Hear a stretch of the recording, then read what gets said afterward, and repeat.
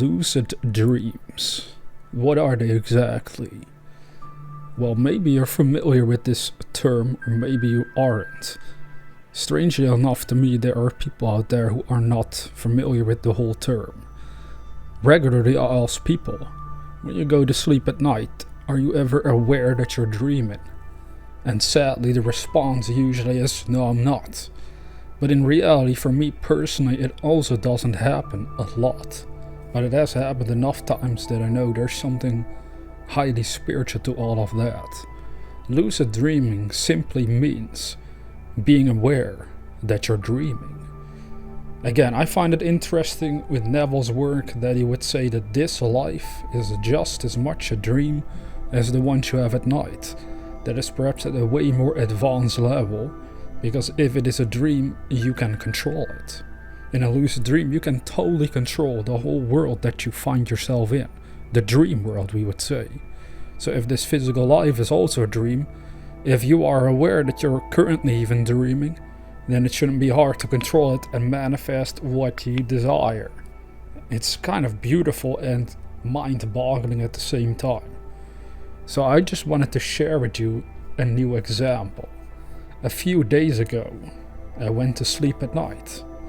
I didn't do anything in particular that I'm aware of, but I fell asleep. And then I was in a room, surrounded by some family members at first, who are still alive in their own ways. They asked me a few questions about how I was doing. And for some reason, out of nowhere, I knew this is a dream. I'm currently asleep at home in my bed, but yet here I am, standing in a world that is totally different. So I quickly got up from the couch I was sitting on. Now this room I didn't even recognize, but there was a window close by. I quickly stood up and walked to the window and looked outside. There I saw the most beautiful trees in full bloom, beautiful green colors. It was a very peaceful place. And then I knew, because I am not in the so-called real world, because I'm asleep, and yet I'm aware, I'm standing here and I'm walking around and looking around. I try to do something supernatural in the sense that you can easily levitate and all sorts of fun stuff when you're aware that you're dreaming. But this time it didn't actually work. As I tried to levitate something, I could feel myself at the same time being almost magnetically pulled back to my body. There was like a sensation that I was forced to wake up as I was trying to mess around there. So that's kind of, well, a letdown, kind of sad in a way at the time, because I was like, I'm about to wake up, I can sense it. And not long after, I indeed opened my eyes physically, and there I was in my bed again. But yet, I fell asleep again after that, and right away again, I noticed this is a dream. But this time, I was in the same bed I fell asleep in, but it was a different time of the day, I noticed. I had my curtains open, and from the bed I was looking outside to the sky, and it was very grey and dark, like a giant storm was about to happen. A lot of rain, perhaps. At the time it wasn't yet storming or raining, but it was clear. And perhaps it's gonna rain over there, or at least in that world, wherever I was. That's the mysterious part. But as I was laying there, I figured, this time let me not move. But then I was like, isn't it bizarre? Here I am, seeing a world just as real as the normal world when we would say we're awake. My eyes are closed, but yet I can see, I can perceive a world that literally looks the same as what we would call physical life. I mean, this is the very mysterious part about lucid dreaming. I don't know how many people are actually consider it a spiritual experience. Some people might only consider it a fun thing that you can experience, but don't really take it further than that. Perhaps you don't necessarily have to, but they really do make me question the nature of reality more often than not. At that time, as I was noticing that there was a storm outside, I noticed a tree flying through the sky straight at my window. I know this sounds kind of weird at first, but understand, it was just a dream, right? So I wasn't in real danger like you would be physically speaking if a tree were to fly straight through your window. But even there I was like, this is kind of trippy, so I better wake up. But then for a little while I couldn't. I was like, okay, it's time to open your eyes physically and get the hell out of here, because what I'm observing currently is a little spooky. And then eventually I woke up. I didn't get hurt or anything, because that's the beautiful part. You won't get hurt in the so-called dream world.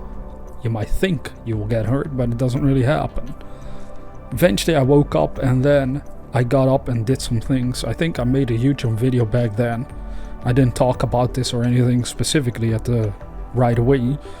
I did write it down just for fun to sort of share it with some friends in private at first, but then I realized, let me put this on YouTube as well. So a few hours later I went to sleep again, because you have to understand, I didn't sleep for like 8 hours straight during these 2 lucid dreams. It was in a time span perhaps of 1 or 2 hours, both of them. So not a lot of sleep was happening, but yet lucidity was constantly there. But this third time I went to sleep, and then I saw an old woman who I recognized as my grandma. She passed away in April, so a few months ago. I have never seen this person ever in my dreams, no joke. But there she was, and she taught me a few things about life. In this case, that are going on with me privately in relationships. But she also taught me some things about the nature of reality, a few important key parts behind creation. The sad part is those key points specifically I forgot. I remember waking up after the dream.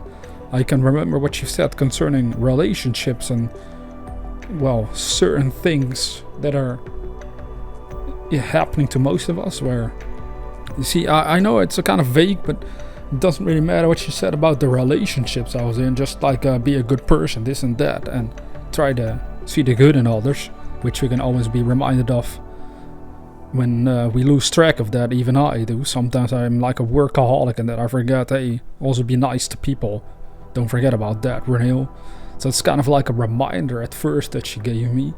But she also taught me a few key points about creation that I think were very important, but I guess they for now have sunk into my subconscious mind, because I can't consciously, well, memorize what the points were. Maybe later in the future it comes to me.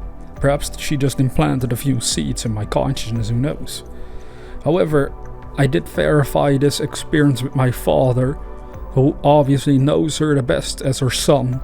And since I haven't seen my grandma in years, like no joke, I last saw her when I was a child. That's when I would go there with my dad.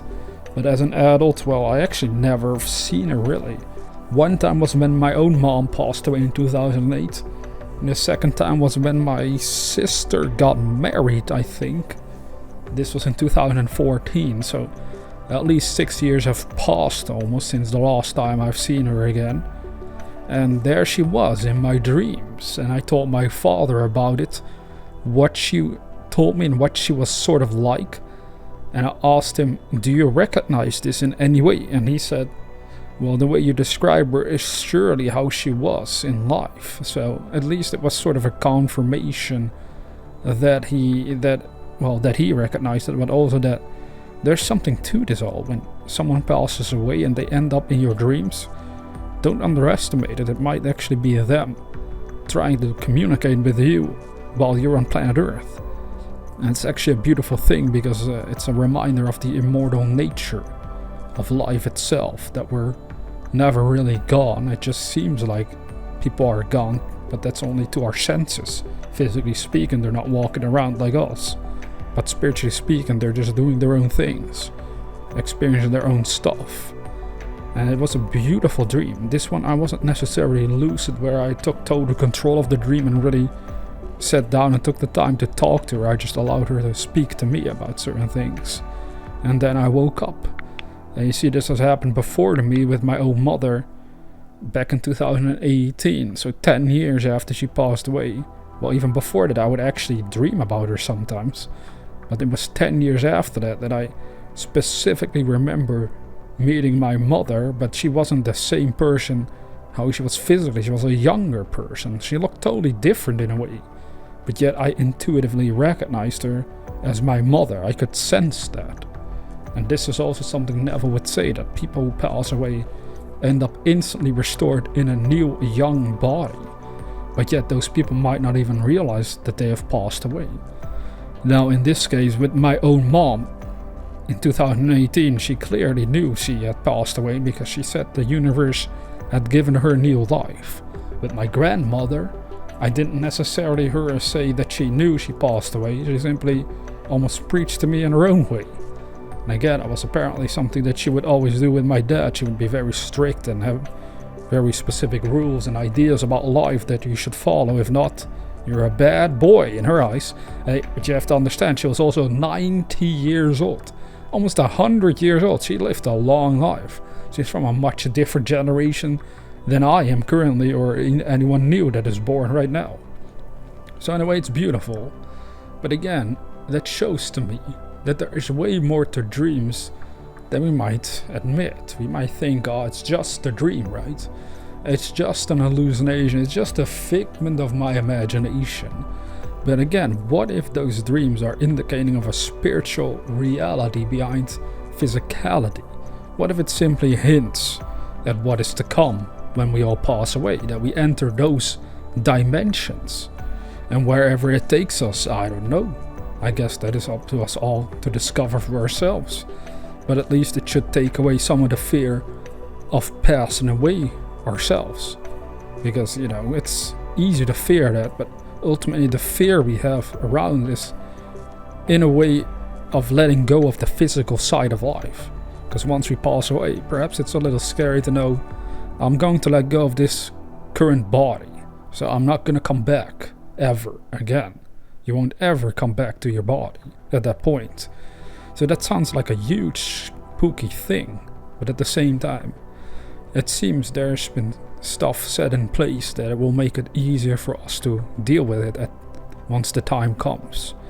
Where one of them is, once you're outside of the body, just like lucid dreaming, you do feel a sort of peace and comfort and security where you know nothing bad has actually happened to me at all. It may have seemed like it, but it was just physically that something bad might happen to us. Something tragic. But the soul can never be touched by anything physical to begin with. And if we don't believe we have one, well then, death might seem like a total oblivion of nothingness, which might bring peace to some to accept it that way, which is fine with me. Ultimately, we have to find the perception that works for us. But currently I'm more and more inclined that there is way more to life than meets the eyes. Way more to the invisible side of our being that is actually real, based on these peculiar experiences of mine, of waking up, of walking around in a world that is just as real as this physically speaking, but yet I know my body is asleep somewhere totally else. So what body am I using? Now that is the most mysterious question of all. What body are we using when we're dreaming? Even if you're not aware, on reflection, you can't deny, well, it seemed I was walking around somewhere, I was seeing things. Again, how do we actually see? It shows that we don't really see with our eyes at all. Even right now, if you're looking around, you think you're seeing with your eyes, but you're not. Because if it's the eyes, how can you see the dream realm if you're closing your eyes? Is that world inside your eyelids? Because that's in front of your physical eyes. That makes no sense, does it? But there's more going on. I know scientifically they talk about the brain doing certain things, of course. Well, that's all fine and all, that the brain in a way enters different, so-called frequencies and brainwaves, causing these changes to happen. But it still doesn't settle for me the question, why can I stand in a different world, look at myself or my own hands, move a body around and know that my so-called physical body is asleep, but yet here I am walking around somewhere totally else. Where am I walking around?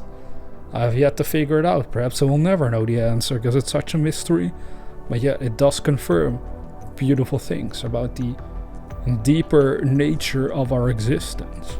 And that's what I wanted to share with you today. Now, before ending this video, I want to share with you that I contemplated what exactly happens to us the moment we're born. Because this mystery of where we came from is very fascinating indeed. Well, when I started contemplating that, I felt deep sadness rise up in the soul.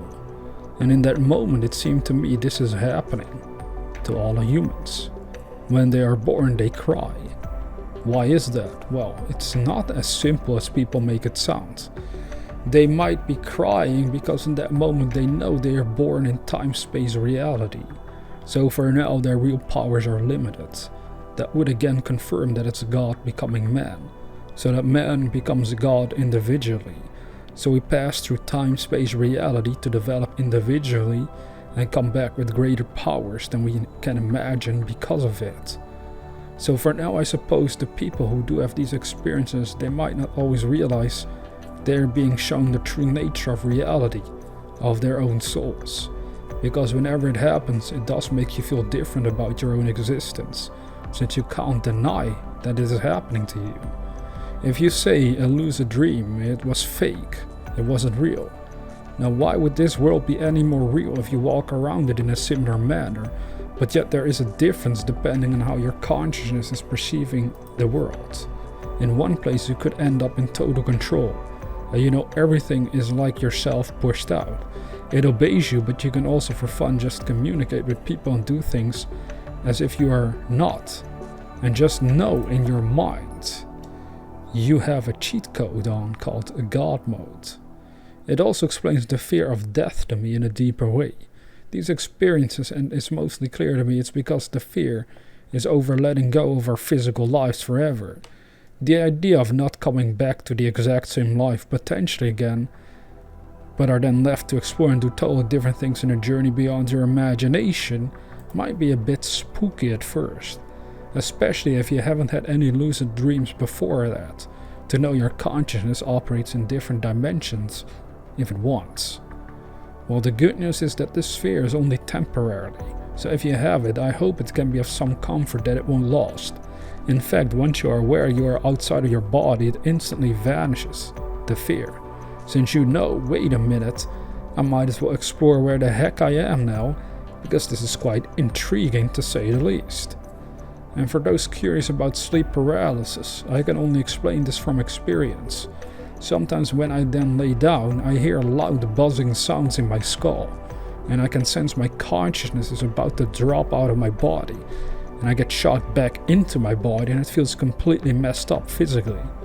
Moving and stuff feels way more strugglesome than it normally is, but I haven't ever had it to the point I couldn't move at all, other than being in the dream world and being temporarily stuck and unable to come back to my body. Perhaps it is a form of sleep paralysis where the body doesn't want to listen when you want to open your eyes to this world again for a little bit. Stories about sleep paralysis occurring after a lucid dream isn't strange to me, but what's more strange is people just shrugging it off like it was nothing, and they go on focusing on physical life alone, not realizing they are indications how their consciousness really does move between dimensions while the body is asleep. And I don't have anything else to say on the matter, and that's why I should stop right now instead of rambling on. Now, if you're new to this channel, consider subscribing to receive inspirational videos on a regular basis. And with that being said, dear viewer, never forget that we are the dreamers.